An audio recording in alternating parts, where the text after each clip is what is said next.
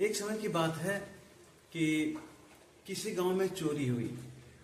और जब चोरी हुई तो चोर के रूप में दो युवक को चिन्हित किया गया। उसमें एक इंसान था और एक सचमुच में चोर था। गांव के मुखिया के पास दोनों को ले जाया गया।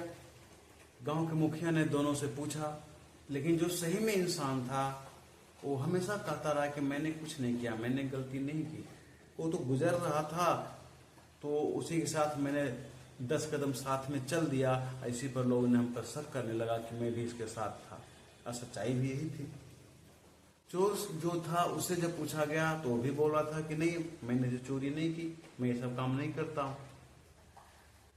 मुखिया ने सोचा कि अब ऐसे काम नहीं चलेगा। उसने दोनों को प्रेम से बैठाकर बोला कि देखो, 1 रुपया चुराना हो या 1 करोड़, लोग उसे चोर ही कहते हैं। और तुमने चुराया या नहीं चुराया है हमें को मालूम नहीं, लेकिन समाज के नजर में तुम लोग चोर ही कहे जाओगे। इसलिए मैं तुम्हें 1 दिन का समय देता हूं, सोच समझ के कल हमें बताना कि चोरी किसने की। और मुखिया ने उस दोनों युवक को छोड़ दिया। अब क्या हुआ कि जो चोर था घर जाने के बाद आराम से खाना खाया, शाम में इधर उधर अपने साथियों के साथ मस्ती मौज किया।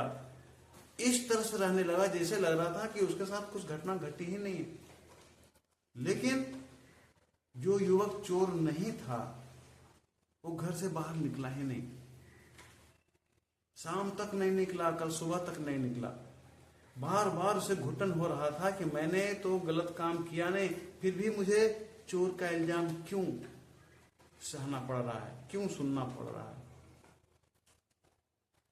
और इस एक्टिविटी को, इस गतिविधि को आसपास के लोग नोटिस कर रहे थे।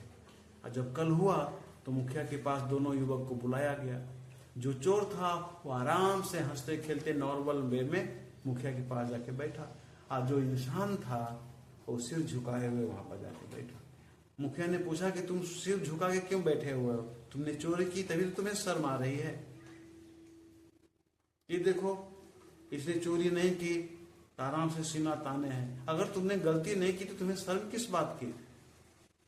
उस युवक ने प्रेम से कहा कि मुखिया जी, जो इंसान चोरी नहीं करता और उस पर अगर चोर का ब्लेम लगाया जाता है तो उसे कई मृत्यु दंड के बराबर कष्ट होता है।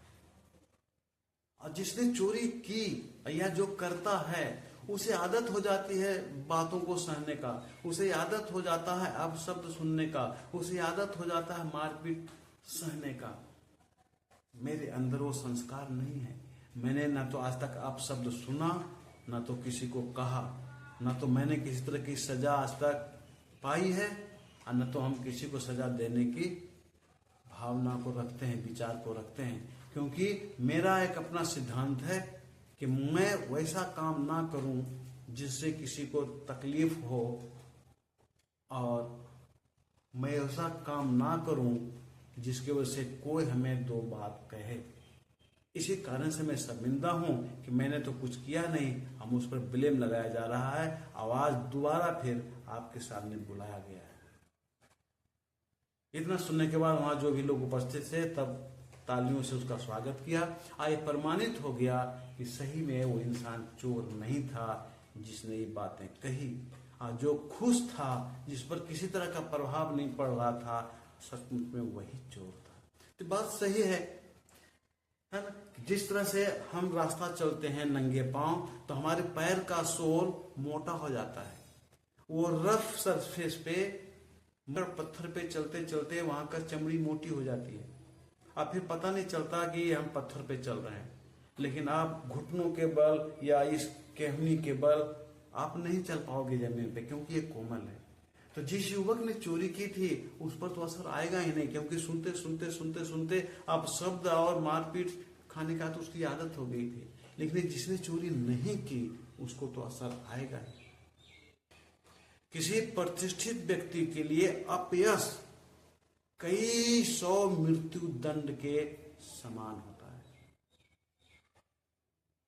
इसलिए हमें इंसानियत पे चलनी चाहिए, अच्छे कामों पर ध्यान देना चाहिए और हमें वैसा व्यवहार नहीं करना चाहिए जिससे कोई हमें दो शब्द कहे, दो बातें कहे।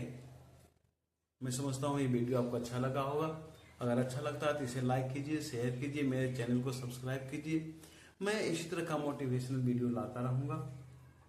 नमस्कार।